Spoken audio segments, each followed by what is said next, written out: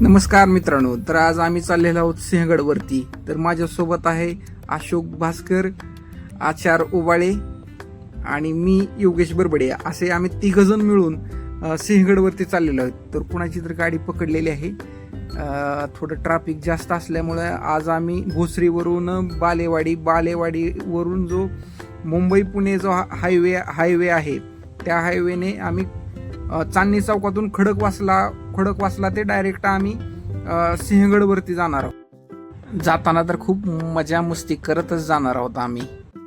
दो चार कदम पे हम थे, दो चार कदम पे लेकिन 100 मीलों से क्या कम थे, फिर उस पे कदम कदम पे दिल का डोलना. अशा प्रकारे हिंदी मराठी गाणी ऐकत आम्ही आमचा प्रवास करत होतो. आबाळ जास्त आलेलं होतं, ढग आलेलं होतं. आता बघू गडावरती पाऊस पडतो का नाही. आणि आज गुरुवार असल्यामुळं जास्त गर्दी नाही आणि आम्हाला जायलाही उशीर झालेला आहे. 2 वाजलेले आहेत. तर आम्ही आता खडकवासला धरणाच्या शेजारी पोचलेलो आहोत. तर खडकवासल्यावरती थोड्या वेळ थांबून आम्ही थोडे फोटो वगैरे काढून नंतर पुढील प्रवासासाठी जाण्याचा विचार केला. त्यामुळे तिघजण उतरून गाडी शेजारी लावून आम्ही धरणाकडे चाललो. तर धरणाला खूप पाणी होतं. आज गर्दीही कमी होती खडकवासल्यावरती आणि पाणी बघू शकता आपण किती पाणी आहे. फुल असे पाणी आहे. तर लगेच माझ्या पाठोपाठ अशोक आणि आचार्य आला. पाऊस जास्त झाल्यामुळे पाणी खूप साठलेलं आहे. धरण पूर्णतः भरलेलं आहे. छोट्या छोट्या लाटाही याच्यातून निर्माण होत आहेत. पलीकडे तुम्हाला दिसतंय का नाही, पण तिकडं धरणाचे दरवाजे आहेत पलीकडल्या साईडला. तर साईडला उभा राहून आम्ही फोटो थोडे व्हिडिओ वगैरे काढले. तर बघू शकता वातावरण खूप छान आहे. तर खडकवासल्यावरती आम्ही जास्त वेळ न थांबता सरळ समोर आता सिंहगडवरती चाललेलो आहोत.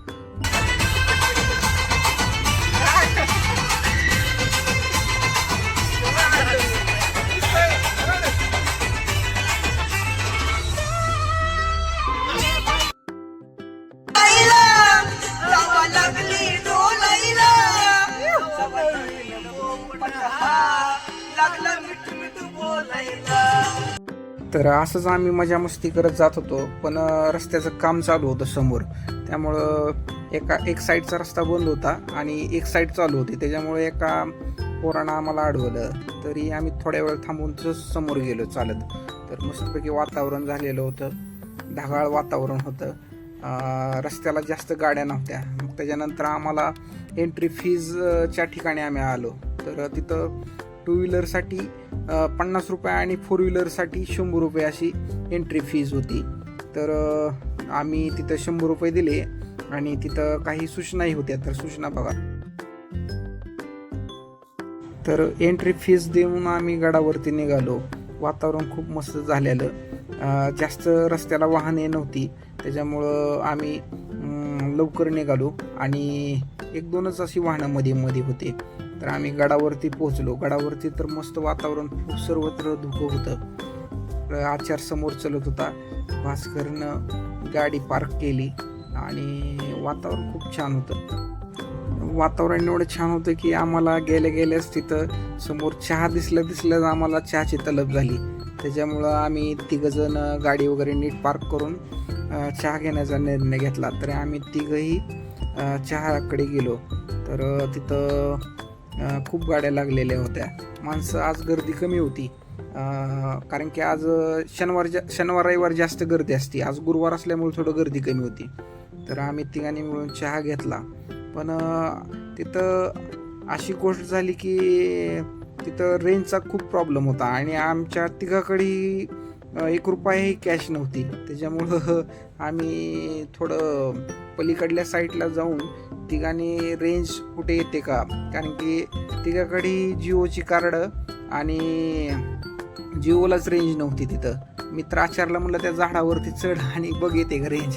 पण झाली. नंतर थोड्या वेळानं पेमेंट झालं. पेमेंट करून आम्ही सरळ आता गडावरती निघालो.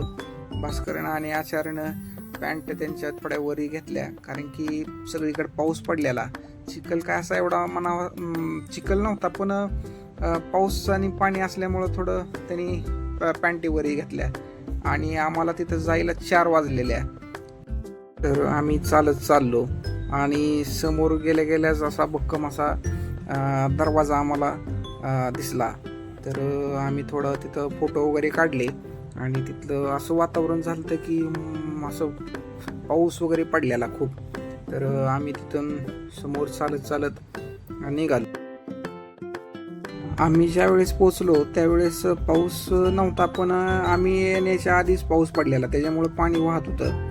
तर हे बघू शकता की पायऱ्यावरून पाणी वाहतंय आणि हे बघा भिंती वगैरे किती भक्कम आहेत अजूनही त्याची दरवाजे, त्याचे ज्या पायऱ्या वगैरे आहेत अजूनही भक्कमपणे उभ्या आहेत. तर मस्तपैकी वातावरण होतं. पूर्णतः सगळीकडे हिरवीगार अशी गवते, झाडी झुडपे होते.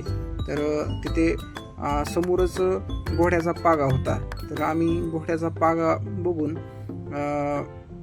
समोरची माहिती वगैरे वाचून आम्ही घोड्याच्या पाग्यापासून आम्ही समोर गडावर वरच्या साईडला निघालो. तर हे बघा आपण समोरच माहिती वगैरे दिलेली आहेत कुठे काय आहे ते. तर अशोक आणि आचार्य समोर चालत होते आणि मी त्यांच्या मागे जात होतो. तिथून थोडंच आम्ही समोर गेल्या तिथे मक्याचे कणसे वगैरे भाजत होते आणि फ्रुट्स वगैरे कट करून ते पण विकत होते आणि उकडलेल्या शेंगा वगैरे होत्या. तर आम्ही तिघांनी कणसे खाण्यासाठी थांबलो तिथे. तर त्या कणसे भाजूस्तोवर आम्ही अननस घेतलं. तर तिघाला 3 कणसे भाजूस्तोवर आम्ही अननस खाल्ले. त्याच्यावर ते मीठ वगैरे टाकून एवढं मस्त लागलं ना, खूप छान. तर आम्ही 3 जणांनी अननस खाल्लं. तर मी अननस खाताना ह्या मुलासारखा का दिसत होतो मला नंतर माघारी आल्यानंतर प्रश्न पडला. सेम मी त्या मुलासारखं दिसत होतो. आता याचं नाव मला काही माहीत नाही, पण मी बघितलेलं आहे त्याला इंस्टाग्रामवरती. तर माझं कणीस मस्तपैकी भाजल्यानंतर मी कणीस खायला लागलो. आचार तिकडं त्याचं स्वतःचं कणीस भाजत होता. त्याला काय जास्त भाजलेलं नव्हतं कणीस, त्याच्यामुळे त्यानं स्वतःच घेतलं. तर तिघांनी कणसे खाऊन आम्ही समोर पुढील किल्ला पाहण्यासाठी निघालो. तर समोर गेल्यानंतर आम्हाला तिथे एक बोर्ड दिसला की तानाजी मालुसरे स्मारक म्हणून. त्यावरती माहिती वगैरे वाचून आम्ही त्या स्मारकाकडे निघालो. तिथं समोरच चप्पलचं स्टँड वगैरे होतं. सर्वांनी तिथं चपल्या वगैरे सोडलेल्या. तर आम्ही ही तिघांनी चपल्या वगैरे सोडून आतमध्ये गेलो. तर तिथं गेल्याच पाऊस पडत होता. लहान मुली खूप होती तिथं. बऱ्याच जणांचे तिथं फोटो वगैरे चालू होते. तर हे बघा मावळ्यांचे पुतळे वगैरे मस्तपैकी त्यांनी जे शस्त्र वगैरे होते त्या काळातील शस्त्राच्या पोज वगैरे दिले. आम्ही हे पुतळे वगैरे बघून समोर स्मारकाकडे निघालो. तर समोरच तानाजी मालुसरेंचं स्मारक होतं. तर आम्ही त्यांच्या स्मारकासमोर गेलो. तिथं नतमस्तक झालो आणि तिथे काही फोटो वगैरे काढून तिथेच थांबलो. कारण की आम्ही तिथे गेल्या खूप मोठा पाऊस आला.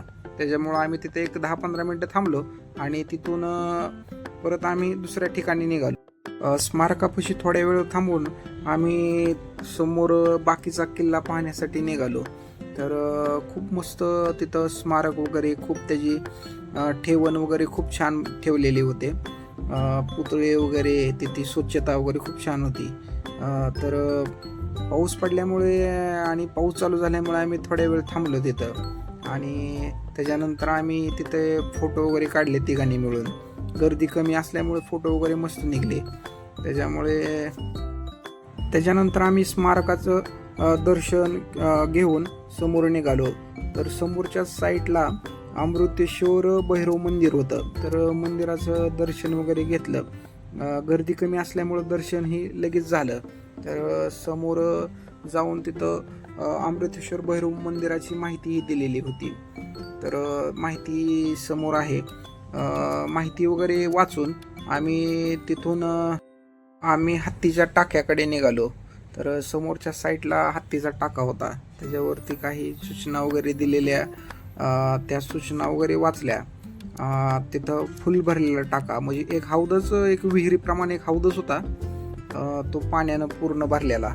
तर आचार्यानं वगैरे त्याच्यावरचं नाव वाचलं. आचार्यानं सांगितलं त्याच्या ते लिहिलेलं की पाण्यास उतरण्यास सक्त मनाई आहे. तर हे बघा फुल भरलेलं होतं काठोकाठ पूर्ण. तर खूप मोठा होता हौद. होय, कुठला नवीन दरवाजा हुडकशील?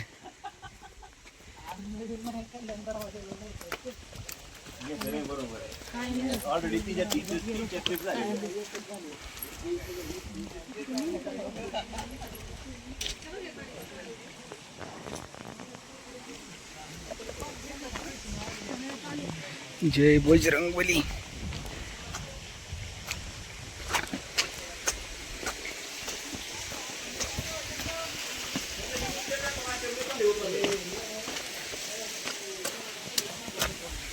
काय आहे इथं? हा,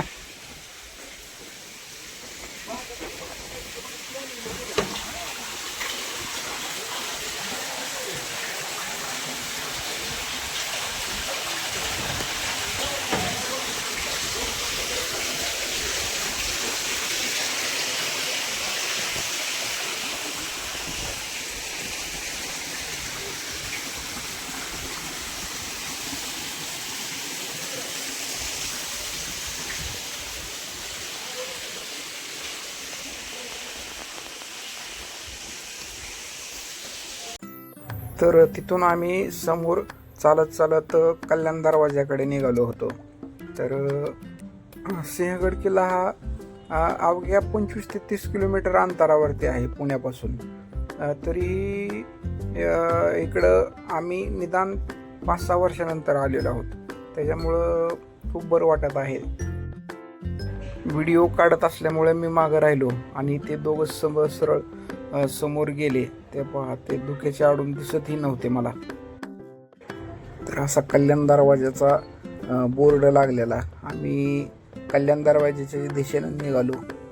बरेच माणसांचा आवाज येत होता, पण जास्त दूर बघितलं तरी कोण दिसत नव्हतं. फक्त आवाज यायचा, कारण की धुकं एवढं होतं त्याच्यामुळं कोणच दिसत नव्हतं, फक्त आवाज ऐकू यायचा. तर हा कल्याण दरवाजाच्या भिंती वगैरे. तर खाली कल्याण दरवाजा होता. अशोक आणि आचार्य समोर गेलेले होते. मी व्हिडिओ काढत काढत खाली गेलतो. तर ही कल्याण दरवाजाच्या भिंती, हा देवळी वगैरे, हा कल्याण दरवाजा भक्कम असा अजूनही उभा आहे. निदान 350 वर्ष होऊन गेले तरी अजून कसलीही त्याला हानी किंवा विजा झालेली नाही आहे. तसा अजून भक्कमपणे आपल्या इतिहासाची साक्ष देत आहे. तर हा आहे कल्याण दरवाजा. पाऊस जास्त झाल्यामुळं थोडं दरवाजावरती शेवाळ हे आलेलं होतं आणि रस्ताही खूप म्हणजे मोडकळीस आलेला होता. त्याच्यामुळं हळूहळू आम्ही नंतर खाली गेलो आणि तिथं थोड्या वेळ फोटो वगैरे काढले. आणि खाली डोकावून बघितलं तर खालचं तर काहीच दिसत नव्हतं, कारण की धुक्यामुळं पूर्णतः धुकं होतं. त्याच्यामुळं काहीच खालचं दिसत नव्हतं. त्याच्यामुळं थोड्या वेळ फोटो वगैरे काढले आणि समोर फोटो तर बघाच, आमचे फोटो वगैरे मस्त आलते.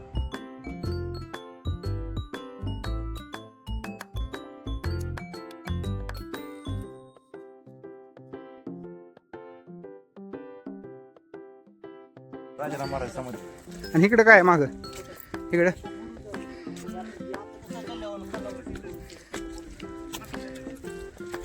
आमचे गाईड आचार ओबाळे सर. थोडं पुढे गेल्यानंतर मी आणि अशोकनं एक मस्तपैकी एक छानसा व्हिडिओ काढला, मस्तपैकी पोज देत चालत. तर हेच आहेत आठवणी नंतरच्या. अशोक आणि आचार्य समोर चालत चालले होते आणि मी त्यांच्या पाठीमागून जात होतो व्हिडिओ काढत काढत. तर पाऊस पडल्यामुळं वातावरणात एक वेगळीच मजा होती. खूप थंड वातावरण आणि सगळीकडं धुकं होतं. तर चालत चालत आम्ही किल्लाही पाहत निरीक्षण करत जात होतो.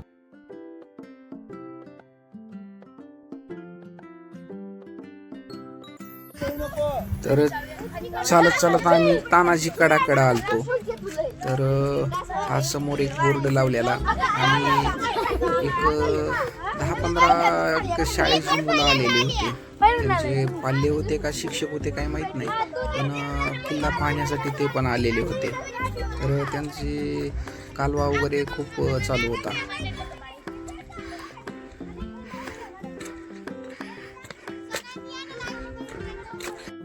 थोडं पुढे गेल्यानंतर आम्हाला तिथे एक कडासा दिसला. त्या कडावरती एवढं प्रचंड वारं होतं की वारं आम्हाला असं मागं सारायचं.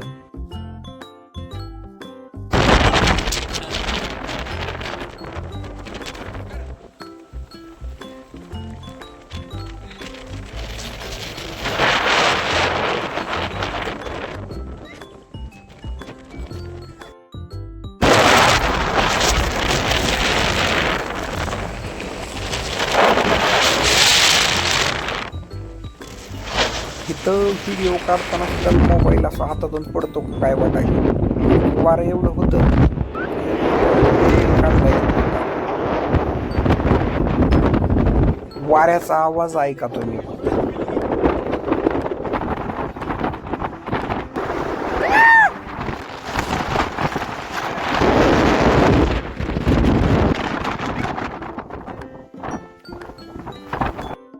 तर आपण बघू शकता की हवेचा प्रवाह किती वेगानं होता. थांबलेलं पाणी सध्याला असं उडून जात होतं.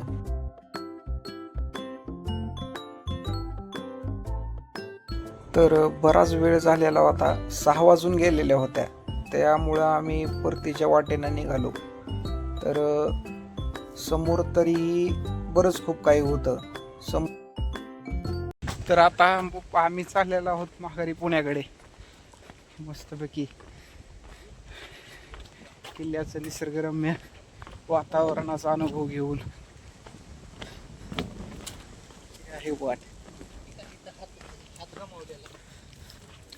इथं का आचार मध्ये आम्हाला थोडी माहिती देत होता.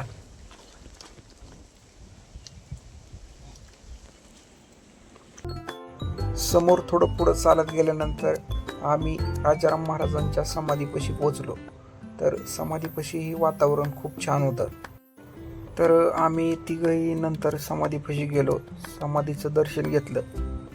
तर तिथे पाऊस पडल्यामुळं खूप पाणी वगैरे साचलेलं होतं.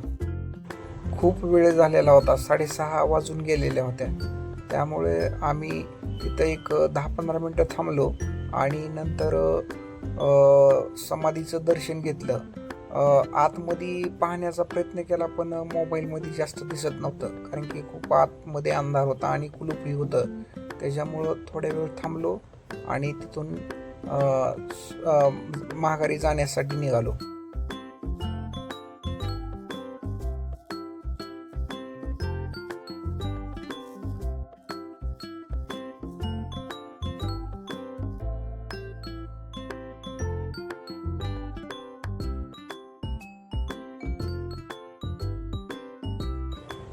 समाधीपासून माघारी जाताना थोडाच पुढे गेल्यानंतर थोडासा चढ होता. पाऊस पडल्यामुळं वाट थोडी चिखलमय व शेवाळलेला रस्ता होता. त्यामुळं हळूच रस्ता काढत आम्ही तिघही नंतर वरी गेलो आणि माघारी जाण्याच्या रस्त्याने आम्ही चालत गेलो. तर आता मोबाईल आचारकडे दिलेला होता, त्यामुळं आचारला सांगत होतो की हे पण आपल्या कॅमेऱ्यामध्ये व्हिडिओमध्ये घे वातावरण. तर समोर गेल्यानंतर आम्हाला टिळकांचं निवासस्थान होतं. तर त्या निवासस्थानापाशी आम्ही गेलो, पण खूप उशीर झाल्यामुळं आम्हाला तिथं जास्त वेळ थांबता आलं नाही, कारण की 7 वाजल्या होत्या आणि गड तर 6 वाजताच बंद होता. त्यामुळं आम्ही थोडं पटपट जाण्याचा विचार केला आणि आम्ही तिघही गेलो. तर समोर गेल्यानंतर बरेच जण एका ठिकाणी थांबले होते, कारण की तिथं खेकडे वगैरे होते. पण ते खेकडे दगडाखाली गेल्यामुळं आम्हाला काही ते दिसले नाही. त्याच्यामुळं आम्ही सरळ पुढे जाऊन आपलं मेन जो रस्ता आहे गड उतरण्याचा, त्या रस्त्याने गेलो. समोर गेल्यानंतर आम्हाला एक आजी दिसल्या, ज्या एक 60-70 वर्षाच्या होत्या, तरी त्या गडावरती आलत्या. त्यामुळे मी सर्वांना विनंती करतो की सर्वांनी एक वेळेस तरी आपल्या गड किल्ल्यांना अवश्य भेटी द्याव्या.